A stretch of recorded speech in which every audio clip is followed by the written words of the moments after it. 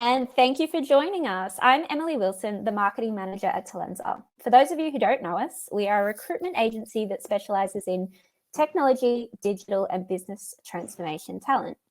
Each month, we hold a webinar just like this to help out our network, people like you, to tackle your big challenges. This month, we're looking at the candidate experience and how feedback and insights can be used to move the needle and enhance the experience that you provide potential employees. A robust and intuitive candidate experience has become an essential part of the talent acquisition repertoire. Removing barriers and obstacles ensure companies remain competitive and keeps talent engaged and excited to be a part of what can often be thought of as quite a taxing process. So, how can we remove these obstacles and what can we do to keep our candidates engaged? Today, I'm delighted to share that we're joined by Tim Gardner, Employer Brand Manager at RMIT, and Justin Hillier, CEO and founder of Recruiter Insider, to talk to us about how to enhance the candidate experience through insights and feedback. So without further ado, I'll hand over to you, Tim. Can you tell us a little bit about yourself and introduce yourself? Hi, Emily. Thank you very much for that. So as you mentioned, I'm Tim Gardner. I'm the Employer Branding Manager here at RMIT University in Melbourne. I've been here for about 2 years after I came across from BP. And I sort of act as a conduit between the recruitment function and the marketing comms function. Candidate experience is a big part of what we do here. So I'm more than happy to join in this conversation today. It's been great meeting yourself and Justin. Great. Thanks, Tim. And Justin, I'll hand over to you to introduce yourself. You sure you want to do that? You may not get the microphone back. I like to talk. For those who don't know me, I'm the founder and CEO of Recruiter Insider. I've been in recruitment for 20, I won't keep going, something years now, a little while. I started Recruiter Insider, which is a platform that actually measures the candidate experience about 7 years ago. And having a look at the industry at the time, there was a lot of gaps that I saw and a lot of missteps that agencies and employers were making of how they measure the experience. So I had this cliche light bulb moment that came to me ironically on the back of a poor candidate experience that led to the start of the business. And we're here 7 years later helping agencies, and we're about to get into the employer space as well, to not only improve the candidate experience, but measure it appropriately as well. Great. Thanks, Justin. And thanks, Tim. And thank you, everyone online, for joining us. So we will have 15 minutes at the end for Q&A. So I really encourage you to pop your questions in the chat function throughout the conversation, and we'll jump over to those at the end. So we'll jump into our first question. And Justin, I might hand over to you to answer this one first. So what are the benefits of candidate feedback? Could you share some examples of how candidate feedback has led to tangible improvements in the recruitment process? The benefits, I don't know that we've got enough time, to be honest. Look, there's a difference between measuring candidate feedback and measuring it properly. And what I mean by that is I see, and I mentioned this in the intro there, a lot of agencies and a lot of employers taking missteps in how they measure it, and only measuring the people that you actually hire or place into a role. That is only ever going to produce positive outcomes for you. What you're never going to get an insight into is what it's like to actually go through each step of the process. So it's really important when we are measuring this experience that we keep talking, and geez, I don't know how long we've been talking about candidate experience for, Tim, 20 years. It's been a bloody long time. We shouldn't still be talking about this. This webinar, I honestly, shouldn't be happening. We shouldn't have to keep talking about it from this perspective. But the benefit is actually understanding where you are able to not only improve the experience you're providing to candidates, but also the skills of the recruiters delivering that experience at the same time. It identifies gaps in your service, in your process, potentially in how you're using your ATS as well. A lot of our clients identify gaps there. But the main thing that actually it drives is better outcomes, because the insight in a lot of the stories and case studies we have from the data and the feedback from our clients is they're able to not only identify where they've gone wrong or what they can improve, but literally seeing the conversion to placement improving thereafter.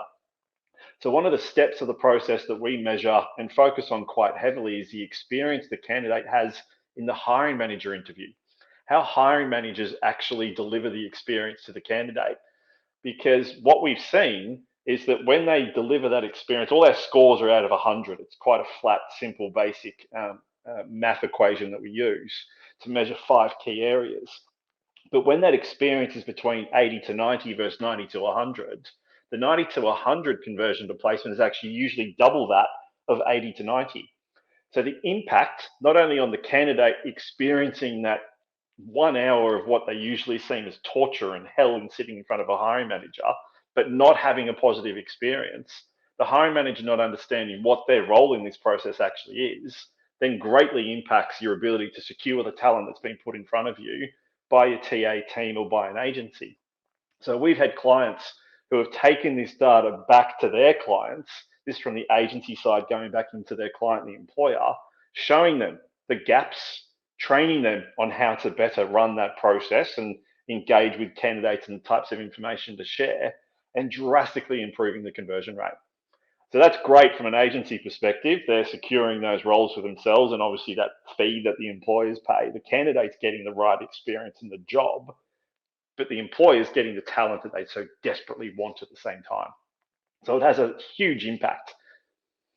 Yeah, you've really highlighted there, I guess, where using the data to tell the story can actually move the needle. So thanks for that. Tim, I'd love to hear your thoughts as well. So I know Justin has highlighted a couple of the benefits there. So could you share some examples of how the candidate feedback has led to tangible improvements in your recruitment process?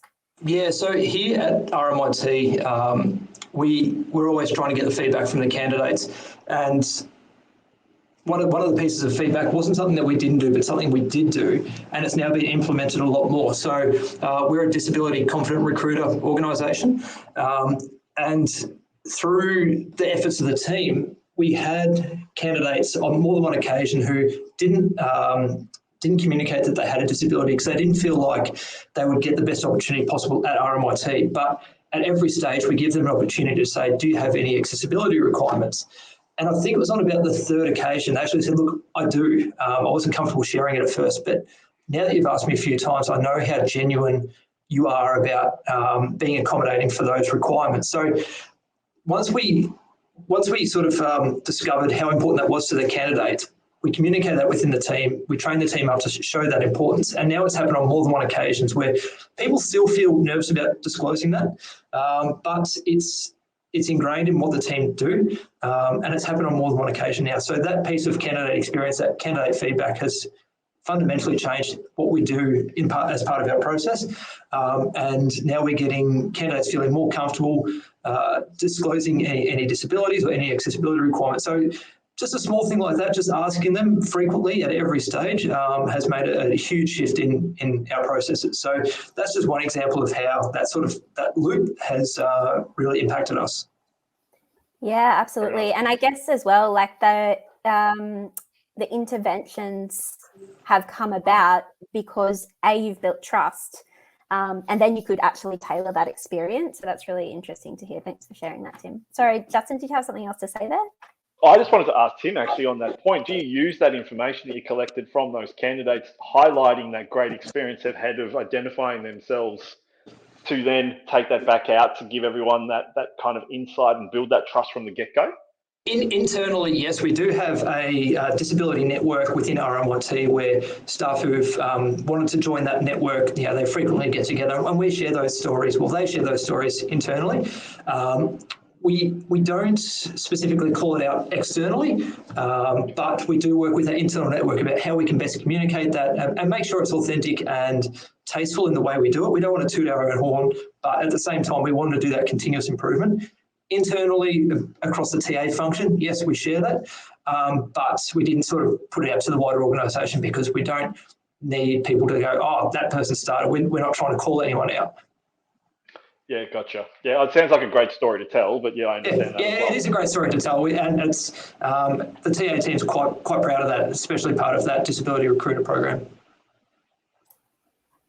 Great, thanks for that. So Tim, I'll hand back over to you for this one. So in your experience, what are some common challenges or barriers organisations can face when implementing a candidate feedback loop, and how can these challenges be overcome?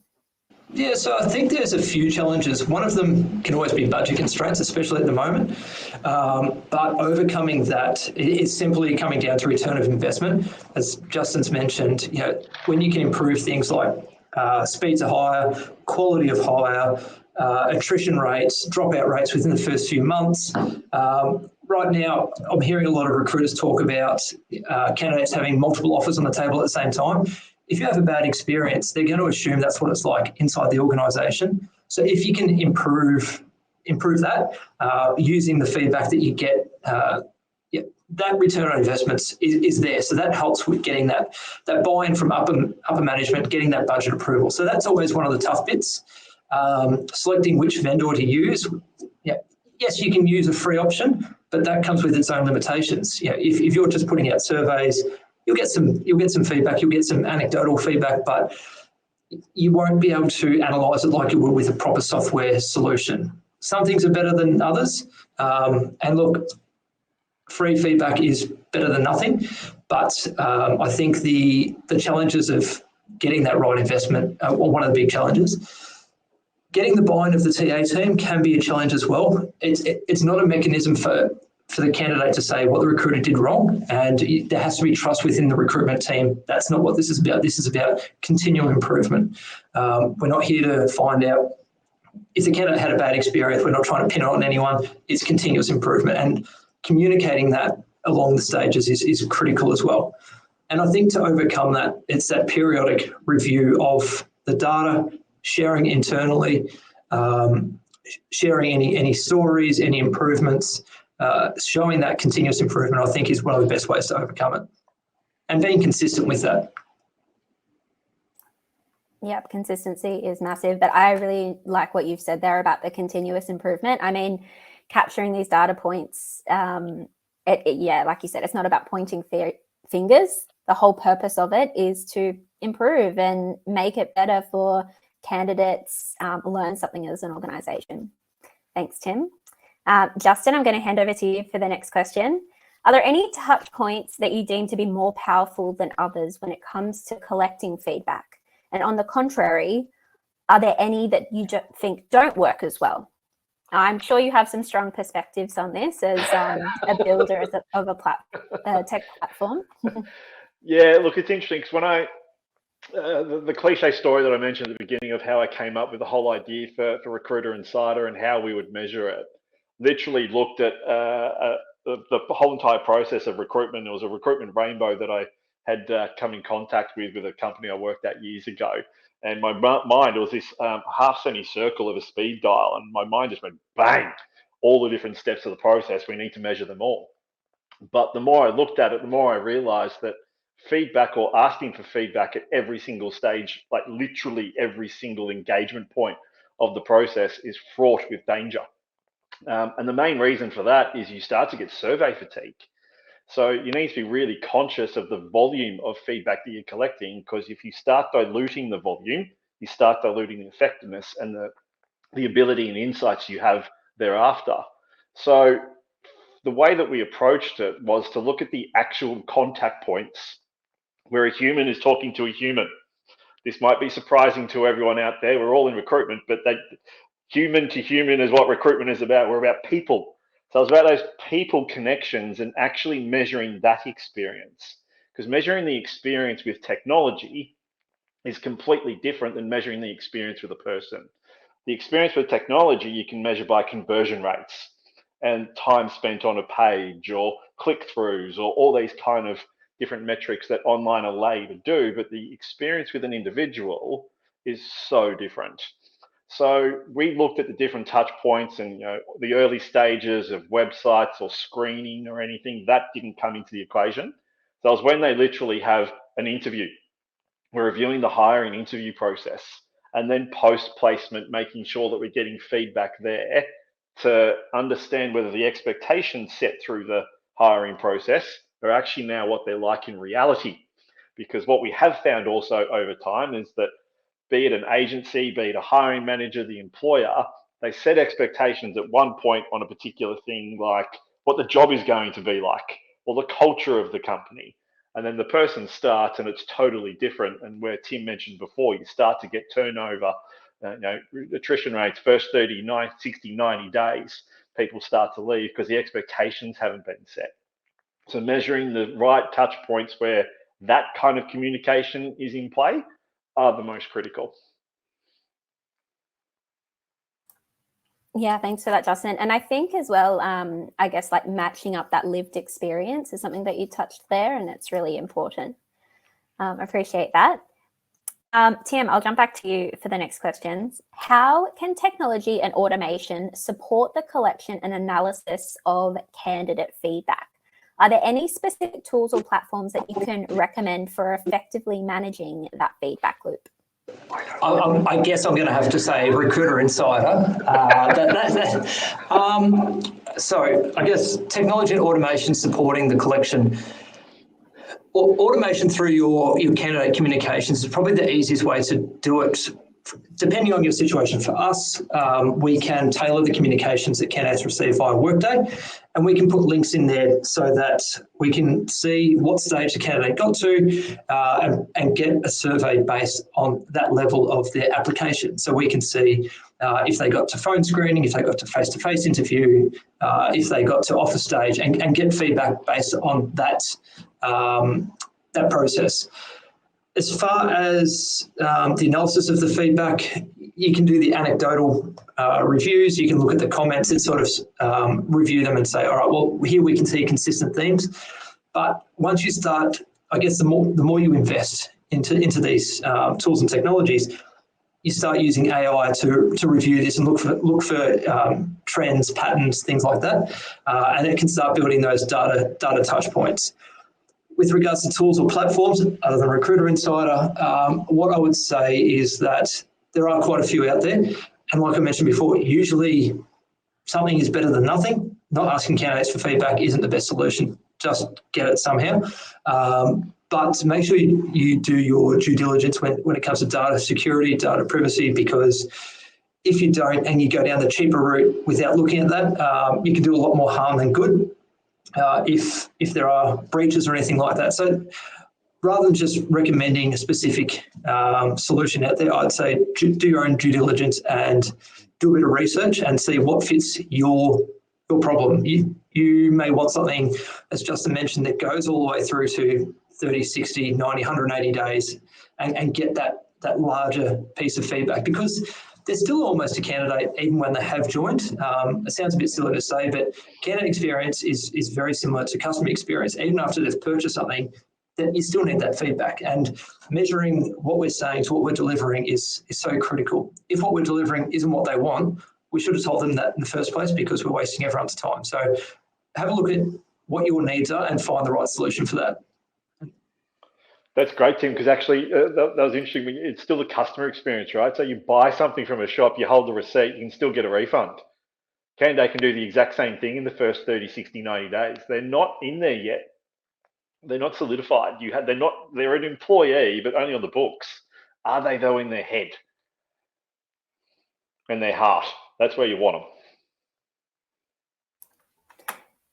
Thanks both, and thanks Tim for that. So Justin, again, you're probably a little bit biased on this question. I'm incredibly biased, Emily. There's only one option. No, look, I think it is really important you do your due diligence. For me, if it's not integrated, I wouldn't consider a platform. And the reason being, integration brings with it a higher level of security and a higher level of depth of understanding of what you can actually therefore do with the data after you've collected it. So one of the key things that we look at, and integration only really allows for this, URLs pasted into an email template will never be able to do this, is that each hiring process with the hiring manager, the TA, if we're talking from an employer perspective, the agency and the client that they're working with, is all on a job. All that data is there, and you want to actually be able to start to measuring the different experiences that candidates have with this hiring manager and this TA. So how does this TA work with this department, or how does this hiring manager work with the TA team? And have a look at the relationships also of the experience, those combinations of people and the experience they can provide that looks then to conversion rates. Because if you've got a TA who doesn't get along with the hiring manager, you're never going to know by providing an email an email template that's got a URL because the data's not mapping. So integration brings with it greater automation, but greater depth of data you actually then be able to view your whole entire business and the process on, greater level of security, and you can just do a lot more. It's probably simplistic in the end, but if it's not integrated, walk away from it. It should not be in your tech stack. Yep. Thanks for that, Justin. I have a follow-up question for you, but I'll ask it in the end, in the Q&A. Okay, sure. Great. Thanks. I'll jump over to you, Tim, for the next question. When it comes to candidate feedback, how can organizations strike a balance between addressing individual concerns and identifying broader trends or patterns that require systemic changes? Yeah, it can be a bit of a tricky one, especially the individual concern. So I think what's important is to give candidates the ability to identify themselves or de-identify themselves. Some candidates have serious concerns and they want to know that it's been addressed and looked at. But at the same time, candidates apply for multiple jobs with the same organisation, and they may feel that if they complain about the process that they've been through, there might be a red mark next to their name or something like that. So giving them the option for either identify or de-identify is probably one of the things that is important to A, get honest feedback, but B, be able to action it. Identifying the broader trends that require systemic change, that comes back to that consistent reviewing of the data and making sure that you have got stakeholders involved who can implement that change. Sometimes it's hard for the TA teams to get a seat at the table when it comes to making change. But if you're only catching up quarterly and reviewing the data, there's no reason why you shouldn't be getting HR involved, whether it's HR business partners, or you might have the OD team, whoever it is that can help formulate responses to these systemic issues. And they're not going to happen overnight. But having senior management involved in that will help that conversation happen rather than sweeping it under the rug, because, again, that's the worst thing you could possibly do is ask candidates for feedback, identify trends and ignore them. So I would say consistently reviewing and the ability to identify or de-identify are probably the best ways to sort of strike that balance.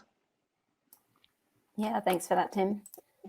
For the next question, Justin, I'll hand back over to you. So this is our final question. So just a reminder for everyone that's online, if you do have any questions for either Justin or Tim, please put them in the chat function. So Justin, looking ahead, what trends or innovations do you foresee in the realm of candidate feedback and its impact on the recruitment process? How can organizations stay ahead and continuously improve the candidate experience through feedback initiatives? I don't think, and this is how we sit here today, right? I don't think there's anything drastically innovative that's going to change over the next 12, 24 months, even 5 years.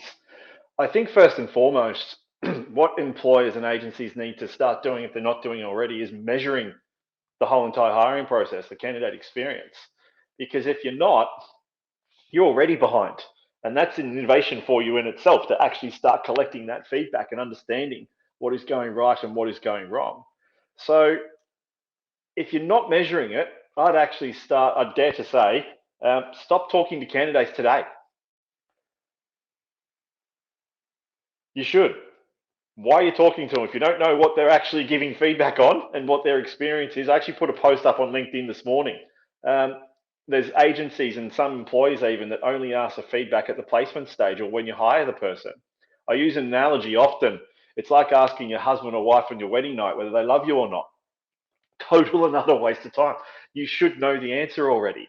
But if you think you know what the experience is like of people who are getting that experience and you're only measuring placement stage, you're totally wrong. You've got no idea. That mystery shopper that you want to go through, as Tim said, do something. Start doing something. That is actually going to be innovative. Everyone's starting from the same point. Whatever you implement, be it any kind of feedback whatsoever, start collecting it, because you will be surprised as to what you thought was going right may not necessarily be. It'll shine a light on things that you never knew that was going on in the first place. So I don't think we're going to see anything revolutionary. I think the evolving state of this is everyone is starting to measure it. Tim mentioned something early on. One of the challenges of doing this was getting budget approval. Every company, every agency, the people are the most important asset. This shouldn't be a budget decision.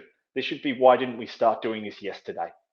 If people are the most important asset to an employer or to an agency, then this isn't a budget consideration. This is a must-have. Thanks, Justin. Well put. And Tim, what trends or innovations do you foresee coming up in the realm of candidate feedback? Yeah, I've always been a bit of a weird thinker. So naturally, I can imagine AI will get involved at some point. If a candidate is providing experience, the AI may, I'm not saying ChatGPT, but there may be some kind of function that can probe a little bit further to find out more information. And like Justin said, if it's integrated within your system, it can probably look at the hiring manager, the recruiter, what stages they got to, where they met, what questions were asked. Will it be will the audio be recorded and analyse that? What was said right? What was said wrong? That could be 6 months away, the way AI is moving, but it could also be 5 years away. Who knows? But given how important this is, I think it will systematically change soon, because the importance of this is probably untapped at the moment. And I think as more organisations start to realise how important it is, more money might get thrown around, which will create more innovation, whether it's internally within organisations and then people find out about that and also start innovating, or whether there's going to be something to come on the market that really shifts the way things are done. I don't know. But what I do think the trend will happen is it'll keep growing and gain momentum. And how can organisations stay ahead and continually improve? Again, consistency, it's just so critical, and ask every candidate how it went. As Justin said, if you just ask the ones who were successful, most of the time they're going to say it's great. If they say it's bad, it's really bad. If they've accepted the job and they said it was an awful process, then you do have some issues, and that's good to know. But often the best feedback will come from the unsuccessful candidates, because they're not going to be scared to tell you what was wrong. Might have to take it with a grain of salt. Maybe there's a bit of wound there, and they're going to add a bit of spice to their feedback. But everyone has important feedback to give. So I think consistency and getting feedback from everyone involved in the process is critical, including hiring managers as well. They're going to have feedback as well. Yeah, absolutely. It definitely comes from both sides as well as a part of this process, and reflecting on both sides as well. So from the candidate's perspective, but also, like you said, Tim, and rightly so, the hiring managers. Great. Thank you so much to the both of you. Now we are going to jump across to Q&As. And from what I can see, there haven't been any questions popped in the chat, but lucky for you guys, I have popped some of my own questions down. So I'll shoot those across to you very selfishly. But Tim, you've spoken quite a bit throughout this in terms of stakeholders and getting the right people in the room, having a seat at the table. And obviously your role at RMIT is employer brand manager. I'm really interested to hear, I guess, just from your perspective, your relationship with TA and how you work with TA to bring candidate experience to light. Perhaps for those who are on the call who don't have an employer branding manager, it's probably interesting for them to hear. Yeah, we are pretty lucky to have this role in RMIT. Employer branding is still relatively in its infancy in Australia.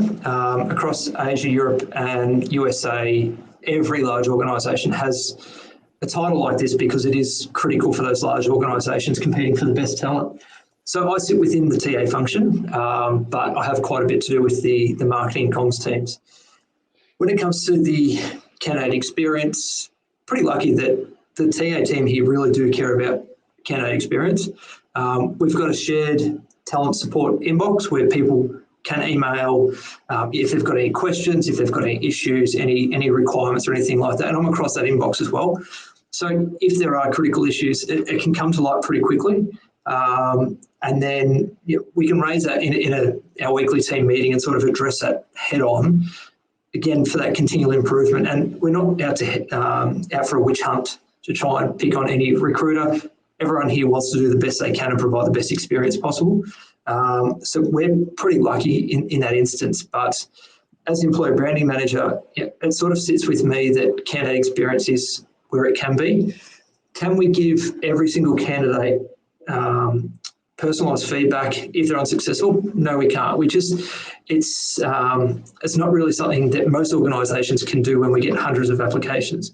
What we do commit to is providing feedback if candidates have been through to phone screening or to an interview. That's when we can give more detailed feedback. But just from a single application, the best thing we can do is let them know they've been unsuccessful, rather than just letting them sit there and wait until they never hear anything. At least the least we can do is say, look, unfortunately on this opportunity, you've been unsuccessful. I've got a question for Tim. Shoot. This is an issue mine from an employer perspective. I would assume RMIT, like most other organisations this day, collects internal employee feedback as to what it's like to work for RMIT.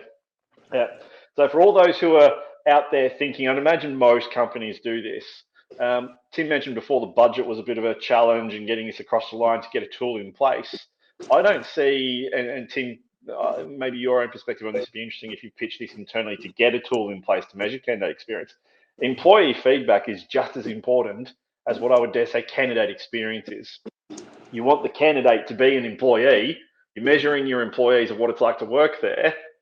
Why wouldn't you measure the candidate experience of someone you want to bring into the employee space? Has that ever been something you've looked at from that angle, and does that work? No, we haven't had that conversation specifically. We've recently recruited an employee experience manager, so a dedicated role for employee experience. We're going through the process of getting an EVP manager to help us develop that EVP, which is part of the internal proposition and external proposition. But I think organisations view when you've got an employee and you lose them, that's a cost. Everyone knows there's costs associated with that. Whereas if you've got a candidate and you lose them, they may not, it's an opportunity cost, but it's not a monetary cost. And that's probably where the mindset difference is. Also, when a hiring manager loses an employee, they haven't got someone for a few weeks. They have to advertise, they have to go through interviews, and they just see it as a headache. So they're probably more vocal about the associated costs with that. But when it comes to candidates, they just see it's another fish in the sea. That's all right, there'll be someone else. So I think that's where that change in mindset needs to happen. Yeah, that employee, though, before they became an employee, they were a candidate. Exactly. That experience and expectation needs to align. So if they're having a different experience through the hiring process to when they become an employee, regardless of how long they've been there for, say goodbye to that employee. Yep. And there's no point having someone here for 1 or 2 months because we promised them something they didn't get. It does nobody any favours. Back to square one. It's a band-aid solution. It does more harm than good. Yep, agreed. Sorry, Emily. No apologies needed, Justin. I expected this. That's all good. Thank you for shooting some questions across to Tim. And now I have one for you, actually. Okay. So you've mentioned before when we were talking about obviously tech platforms to measure feedback and things like that. And you kind of alluded to a bunch of like a list of things that you wish that people would, I guess, consider before they implement a product. So from an integration perspective, I think yourself or Tim mentioned from a cybersecurity perspective. I wonder if you might be able to share some questions that you wished people would ask you before they decided to onboard or consider your product. So what are some the only question I wish they asked me is how quickly you can get an agreement across to me. That's probably the only question I ever really want to hear. Can we pay double the price? Are you okay with that? Look, I think implementation's one thing that typically scares off a lot of companies and looking at new tech, thinking and making an assumption firstly because of their experience with other tech implementations and integrations, etc., that it's going to take a long time. It shouldn't. A lot of tech today should be plug and play. And I actually challenge all of my clients when we do the setup on our platform. You can stopwatch me. If it takes me longer than 5 minutes, I'm doing something wrong. I'm trying to be a smart ass as such, and I'm typing something in wrong. It largely should be drop down boxes and typing one or two things here and there. So it should be a very quick process. The real implementation of software is not the tech side, because it shouldn't be terribly difficult, especially when we're talking of platforms like Recruiter Insider or any other tool that collects feedback. What the real implementation is what's the onboarding process thereafter in terms of understanding how to use the data. That's the real key to it. So putting tech in place should be straightforward, but how are you going to actually use it and embed into the business after that? That's the real challenge. So understanding what's the support like, what's the training like after the initial training, how much follow-up is there if we've got questions, how quickly does the data come through, how do you use the data, all those training aspects of it shouldn't be set and forget. Nothing is. Our platform is set up and I can walk away and do nothing. It takes me 5 minutes. But if I don't work with the client thereafter to show them how to maximize all of that value of the data, it's going to fall over straight away. So that's the most important. I would dare say, out of everything, that post-integration, implementation, setup, onboarding support is the most critical part. Yeah. So ask what that is. Yeah, and like having that visibility of the next step and who needs to be involved, what they need to bring to the table as well, like in terms of like time and resources to have the right people in the room, potentially super users, things like that. Okay. Yep. So great. You've got a new starter come in. What training do they get? Because the reality is that the supplier you're working with probably has thousands, tens of thousands of users. They're not going to provide individual training. So how do you train up that new user coming into the business on your ATS or a feedback platform or whatever it is? So any tech you're implementing, what's that initial training even a new user can get? All these things need to be taken care of, because that is what actually gets you buying and better use, and it allows you to maximize the ROI thereafter. Yep, that's great advice. Thanks, Justin. And thank you, Tim. And thank you for everyone who joined in. Appreciate your time. And if you have any questions, please pop them in the chat, and I'll follow up with the recording to everyone who's registered. Again, thanks for your time, Justin and Tim. Thank you so much. Thanks, Emily.